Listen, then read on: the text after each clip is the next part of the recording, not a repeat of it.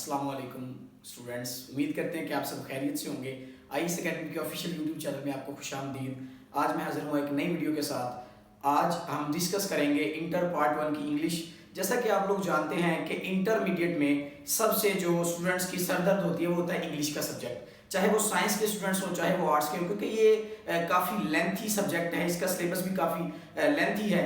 तो first of all जो हमेशा इंटेलिजेंट स्टूडेंट्स होते हैं या टीचर्स वर्किंग करवाने वाले जो होते हैं वो फर्स्ट ऑफ ऑल बच्चों को पैटर्न बताते हैं कि बेटा ये पैटर्न है, ठीक है, इसके अकॉर्डिंग हमने काम करना है और हम ये चीज़ें करेंगे तो हम कितने मार्क्स गेन कर सकेंगे।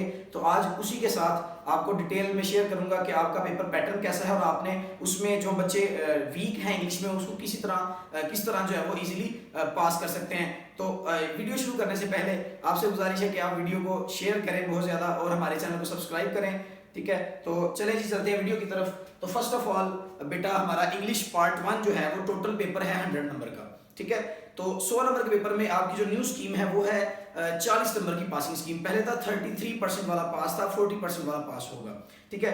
तो टोटल नंबर है हमारे 100 और 40 वाला पास होगा। तो हमारा question number 1 as it is जो है वो एमसीक्यूज का होगा।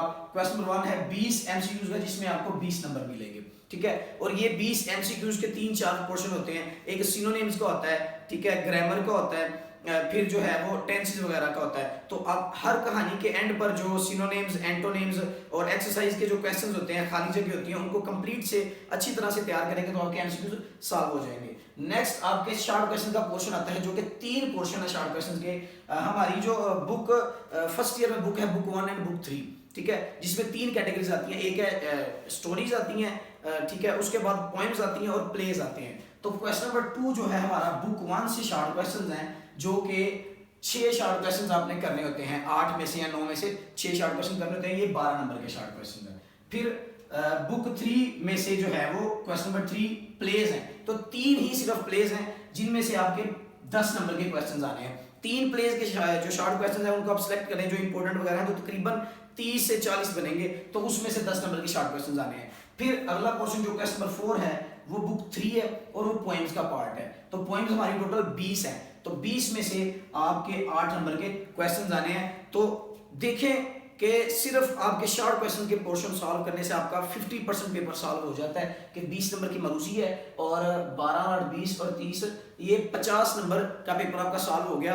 अगर आपको प्रॉब्लम है इंग्लिश में कि आप उसको किस तरह पास करेंगे, आपको टफ लगता है, तो आप जस्ट शॉर्ट क्वेश्चन और मरूसी बिल्कुल अच्छी तरह से क्लियर कर लें तो आपको जो है पासिंग मार्क्स मिल जाएंगे इजीली। उसके बाद जो चलता है हमारा मजीद इससे भी इजी पोर्शन आता है इंग्लिश बी का।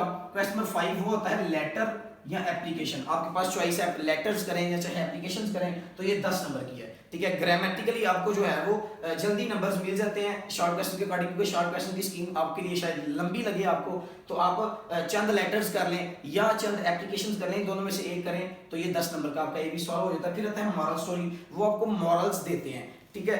1 या 2 मॉरल्स देंगे, आपको चॉइस होगी कि ये वाले मॉरल पर लिख रहे हैं, चाहे इस मॉरल पर एक स्टोरी हो। स्टोरी का नेम नहीं बताएंगे, वो मॉरल बताएंगे आपको, ठीक है। तो उस मॉरल पर आप मॉरल स्टोरी लिखेंगे, वो भी 10 नंबर की आएगी। फिर क्वेश्चन नंबर 7 हमारा आता है, इसके 3 पोर्शन है जो कि नहायत आसान है, ठीक है। फर्स्ट पोर्शन जो है वो पोएम्स का है, reference to context and explanation. वो आपको चंद लाइंस देंगे, उसको आपने बताना है कि ये किस नज़म से ली गई हैं, उसका जो है नज़म का मतन क्या है, उस लाइंस की एक्सप्लेनेशन आपने बयान करनी है। तो ये 5 नंबर का ये पोर्शन है। फिर पंक्चुएशन है जिसमें आपने बताना होता है कि कहाँ पर जो सूटेबल वर्ड्स हैं, सूटेबल साइंस हैं, ग्रामेटिकल साइंस है, कहाँ पर कोई लेटर बड़ा आएगा, कैपिटल है, कोई स्मॉल है, कहाँ पर कॉलन आएगा, कहाँ पर सेमी कॉलन आएगा, तो आप उनको फॉलो करके अपने 5 नंबर गेन कर सकते हैं। फिर पेरा वर्ड्स है, चंद जो है ना पेरा वर्ड्स आपने तैयार करने हैं, तो आपका ये भी 5 नंबर का। तो टोटल ये 3 पोर्शन है 15 नंबर के हो जाते हैं। फिर आपका जो बुक 1 में आपने 12 नंबर के शॉर्ट क्वेश्चंस करने हैं। बुक 1 में तकरीबन 13 से 14 कहानियां हैं।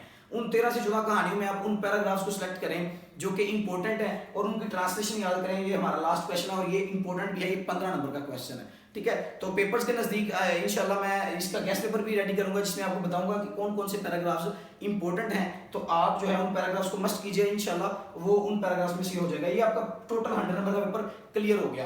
तो आप इसमें से अपनी स्कीम बना सकते हैं कि यहाँ तो जस्ट आप इतना कर लें शॉर्ट क्वेश्चन तक, मरूजी और शॉर्ट क्वेश्चन। या आप शॉर्ट क्वेश्चन को स्किप करना चाहते हैं तो आप मरूजी करें और इंग्लिश बी करें तैयार तैयार अच्छी तरह से, जो letter application, moral story and translation into Urdu. तो ये आपकी थी इंग्लिश की पेयरिंग स्कीम और पासिंग टीम, आपको मैंने बता दी।